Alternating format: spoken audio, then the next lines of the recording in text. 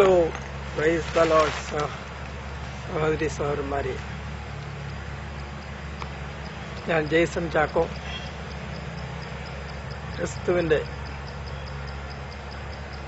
ആ മഹാസന്തോഷത്തിന്റെ സുവിശേഷം നിങ്ങളുമായി പങ്കുവയ്ക്കുകയാണ്. കാരണം ക്രിസ്തു ജനിച്ചപ്പോൾ സ്വർഗത്തിൽ നിന്ന് ദൈവദൂതന്മാർ ഭൂമിയിൽ വന്ന് അറിയിച്ചത് ഇതാണ്: സകല ജനത്തിനും ഉണ്ടാകുവാനുള്ള മഹാസന്തോഷത്തിന്റെ വാർത്ത ഇതാണ്. ഭൂമിയിൽ ദൈവപ്രസാദമുള്ളവർക്ക്, ദൈവകൃപ ലഭിച്ചവർക്ക് സമാധാനം. സകല ജനത്തിനും ഉണ്ടാകുവാനുള്ള മഹാസന്തോഷം. ഹല്ലേലൂയ. ഈ ലോകം വേദനകൾ നിറഞ്ഞ ഈ ലോകത്തിൽ, ദുഃഖവും മരണവും വേദനയും നിറഞ്ഞ ഈ ലോകത്തിൽ സന്തോഷവും സമാധാനവും ആനന്ദവും പ്രത്യാശയും നൽകുവാനായാണ് ക്രിസ്തു വന്നത്. നാം ഈ ലോകത്തിലെ കഷ്ടതകൾ കാണുമ്പോൾ വളരെ ദുഃഖിച്ചു പോകും. ഇതിനൊരു പരിഹാരമില്ലേ എന്ന് ഓർത്തു പോകും. എന്തുകൊണ്ടാണിത് സംഭവിച്ചത്, ഇങ്ങനെയെല്ലാം സംഭവിക്കുന്നതെന്ന് ഓർത്തു പോകും. എന്നാൽ അതിനൊരു കാരണമുണ്ട്. ദൈവം സൃഷ്ടിച്ച മനുഷ്യനെ നശിപ്പിച്ച് കളയുന്നതിനായി വീണുപോയ ദൈവദൂതനായ പിശാച് ലൂസിഫർ, ദൈവം സൃഷ്ടിച്ച മനുഷ്യൻ സന്തോഷത്തോടെ ഏദൻ തോട്ടത്തിൽ ആനന്ദത്തോടെ കഴിയുമ്പോൾ, ആദവും ഹവ്വയും കഴിയുമ്പോൾ, ആ പിശാച്, പഴയ പാമ്പായ പിശാച്, അവൻ പാമ്പിന്റെ രൂപത്തിൽ വന്ന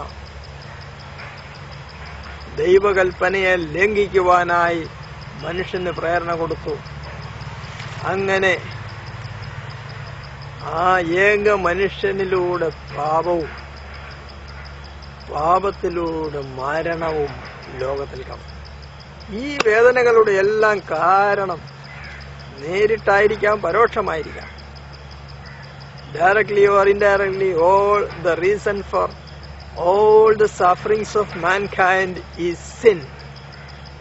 മനുഷ്യവർഗത്തിന്റെ പാപത്തിന്റെ ഫലമാണ്, നേരിട്ടോ പരോക്ഷമായിട്ടോ, നമ്മുടെ പാപമോ മറ്റുള്ളവരുടെ പാപമോ. മാനവവർഗത്തിന്റെ മേൽ വന്ന വേദനകൾ ശാപങ്ങളുടെ ഫലമാണ്. ആ ശാപത്തിന്റെ കാരണം പാപമാണ്. എന്നാൽ നാം എന്നും ശാപഗ്രസ്തരായിരിക്കേണ്ട ആവശ്യമില്ല. ഹല്ലേലൂയ. പല മനുഷ്യരും അവർക്ക് ഈ ഭൂമിയിലെ ജീവിതമുള്ളൂ, ഈ ഭൂമിയിലെ ജീവിതമുള്ളൂ ധരിച്ചു ഈ ഭൂമിയിലെ ജീവിതം യാതന നിറഞ്ഞതായി തീരുമ്പോൾ ഈ ജീവിതം അവസാനിപ്പിക്കുവാനും ആത്മഹത്യ ചെയ്യാമെന്നവർ ചിന്തിക്കുന്നു. പക്ഷെ അത് അവരുടെ ചിന്തയല്ല. അവരെ നശിപ്പിക്കാനുള്ള, അവരെ ആദ്യം ഏദൻ തോട്ടത്തിൽ വെച്ച് മനുഷ്യനെ നശിപ്പിക്കാനായിട്ട് പാപം ചെയ്യിച്ച അതേ പിശാച്, അവന്റെ ആലോചനയാണ് ആത്മഹത്യ ചെയ്യിക്കുക എന്നുള്ളത്.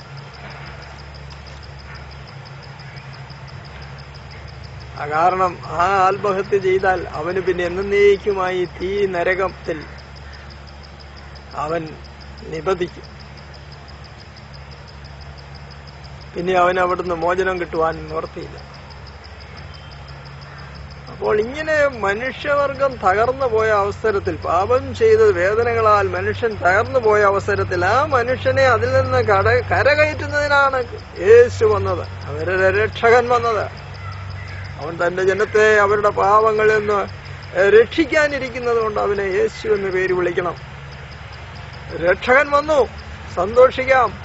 സകല ജനത്തിനും മഹാസന്തോഷം നൽകുന്ന രക്ഷകൻ നിങ്ങൾക്കായി ഇതാ ബേത്ലഹേമിൽ ജനിച്ചിരിക്കുന്നു. എന്തുകൊണ്ടാണ് ഈ രക്ഷകൻ നമുക്ക് സന്തോഷം നൽകുന്നത്? ആ രക്ഷകൻ വന്നത്, പിശാച് വന്നത് കൊല്ലുവാനും നശിപ്പിക്കുവാനും മോഷ്ടിക്കുവാനുമാണെങ്കിൽ, രക്ഷകനായ ക്രിസ്തു വന്നത് നമുക്ക് ജീവനുണ്ടാകുവാനും സമൃദ്ധിയായ ജീവനുണ്ടാകുവാനുമാണ്, സന്തോഷം നിറയ്ക്കുവാനാണ്, സമാധാനം നിറയ്ക്കുവാനാണ്. നീതിയും സമാധാനവും പരിശുദ്ധാത്മാവിൽ സന്തോഷവും കൊണ്ട് നമ്മെ നിറയ്ക്കുവാനാണ് നമ്മുടെ ജീവിതത്തിൽ പിശാച് കെട്ടിവെച്ച എല്ലാ കെട്ടുകളെയും അഴിച്ച്, പിശാചിന്റെ പ്രവർത്തികളെ അഴിച്ചു കളയുവാൻ, പിശാചിന്റെ പ്രവൃത്തി നമ്മുടെ ജീവിതത്തിലെ എല്ലാ രോഗങ്ങളെയും എല്ലാ കെടുതികളെയും എല്ലാ പൈശാചിക ബന്ധനങ്ങളെയും അറുത്ത് കളയുവാൻ, നശിപ്പിച്ചു കളയുവാനായിട്ടാണ്, നമ്മെ സ്വതന്ത്രനാക്കുവാനായിട്ടാണ് യേശു വന്നത്. മോഷ്ടിക്കാനും കൊല്ലുവാനും നശിപ്പിക്കുവാനുമാണ് പിശാച് വന്നെങ്കിൽ, കള്ളനായ പിശാച് വന്നെങ്കിൽ നമുക്ക് ജീവൻ തരുവാനായി, സമൃദ്ധിയായ ജീവൻ തരുവാനുമായാണ് യേശു വന്നത്. ആ നല്ല കർത്താവ് പറഞ്ഞു, ഞാൻ നല്ല ഇടയനാകുന്നു. നല്ല ഇടയൻ ആടുകൾക്ക് വേണ്ടി തന്റെ ജീവനെ കൊടുക്കുന്നു. നല്ല ഇടയനായ ക്രിസ്തു നമുക്ക് വേണ്ടി, നമ്മെ സ്നേഹിച്ചിട്ട് നമുക്ക് വേണ്ടി തന്റെ ജീവനെ അർപ്പിച്ചു. എന്നാൽ അവിടുന്ന് മരണത്തെ ജയിച്ച് ഉയർത്തെഴുന്നേറ്റ് സ്വർഗത്തിൽ നമുക്ക് വേണ്ടി ജീവിക്കുന്നു. ഇന്ന് നമ്മൾ ഈ ഭൂമിയിൽ നാം ജീവിക്കുമ്പോൾ നമ്മളുടെ യാതനകളിൽ നമ്മൾ കരകയറ്റുവാനായി, നമ്മൾ ശക്തീകരിക്കുവാനായി, നമുക്ക് സ്വർഗീയമായ സന്തോഷം നമ്മുടെ ഉള്ളിൽ നൽകുവാനായി പരിശുദ്ധാത്മാവ് പിതാവിനെ നമ്മുടെ ഉള്ളിലേക്ക് അയച്ചിരിക്കുന്നു. അപ്പോൾ ദൈവരാജ്യം നമ്മുടെ ഇന്ന് ഈ ഭൂമിയിൽ ജീവിക്കുമ്പോൾ നമ്മുടെ ഉള്ളിൽ അനുഭവിക്കുവാൻ സാധിക്കും. സന്തോഷവും സമാധാനവും പ്രത്യാശയും നിറഞ്ഞ ജീവിതം നയിക്കുവാൻ സാധിക്കും. Hallelujah, hallelujah. അതുകൊണ്ട് യേശുവിനെ നിങ്ങളുടെ ജീവിതത്തിലേക്ക് കൈക്കൊള്ളുമെങ്കിൽ, യേശുവിനായി ജീവിതം സമർപ്പിക്കുമെങ്കിൽ, സകല ജീവന്റെയും ആധാരമായ യേശു ക്രിസ്തു നിങ്ങളുടെ ഉള്ളിൽ വന്ന് നിങ്ങളുടെ മരിച്ചു കിടക്കുന്ന അവസ്ഥയിൽ നിന്ന് നിങ്ങളെ ഉയർത്തെഴുന്നേൽപ്പിക്കും. നിങ്ങൾക്ക് ജീവനുണ്ടാകും, നിങ്ങൾ ആനന്ദിക്കും. ഹല്ലേലൂയ. ക്രിസ്തു വന്നത് ബന്ധിതരായി കിടക്കുന്ന എല്ലാവരെയും മോചിപ്പിക്കുവാനാണ്, അന്ധരുടെ കണ്ണു തുറക്കുവാനാണ്. മാത്രമല്ല, ദരിദ്രരോട് സുവിശേഷ സന്തോഷ വാർത്ത അറിയിച്ച് അവരെ സന്തോഷിപ്പിക്കുവാൻ, സന്തോഷത്തിലേക്ക് പ്രവേശിപ്പിക്കുവാനായിട്ടാണ് ക്രിസ്തു വന്നത്. നിങ്ങളൊരു ദരിദ്രനായിരിക്കാം, ക്രിസ്തു നിങ്ങൾക്ക് വേണ്ടിയാണ് വന്നത്. നിങ്ങളൊരു പാപിയായിരിക്കാം, ക്രിസ്തു നിങ്ങൾക്ക് വേണ്ടിയാണ് വന്നത്.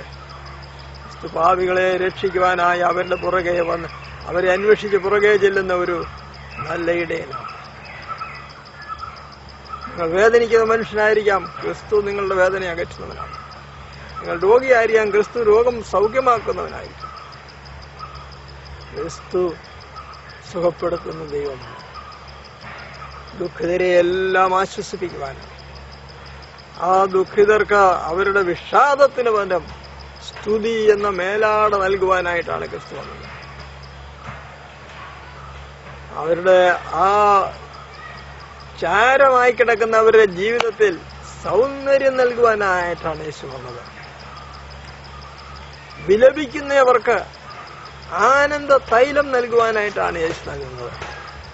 ഹല്ലേലൂയ. നിങ്ങളുടെ ജീവിതം എങ്ങനെ ശാപത്തിന് നിങ്ങൾ അടിമയാണെങ്കിലും ശാപഗ്രസ്തനാണെങ്കിലും യേശു ക്രിസ്തുവിനെ ഇന്ന് ജീവദായകനായ ജീവനായ യേശുവിനെ നിങ്ങളുടെ ഉള്ളിൽ സ്വീകരിച്ചാൽ നിങ്ങളുടെ ജീവിതം ഒരു അനുഗ്രഹ സമ്പുഷ്ടമായി തീരും. നിങ്ങളുടെ ജീവിതം ഒരു അനുഗ്രഹമായി മാറും. നിങ്ങളുടെ ഭാവി വ്യത്യാസപ്പെടും. നിങ്ങളൊരു പുതിയ മനുഷ്യനായി മാറും. നിങ്ങൾ പ്രതീക്ഷയില്ലാതെ ഇരുന്ന നിങ്ങൾ പ്രത്യാശ നിറഞ്ഞവനായി തീരും. നിങ്ങൾ മരിക്കുകയില്ല, നിങ്ങൾ ജീവിക്കും.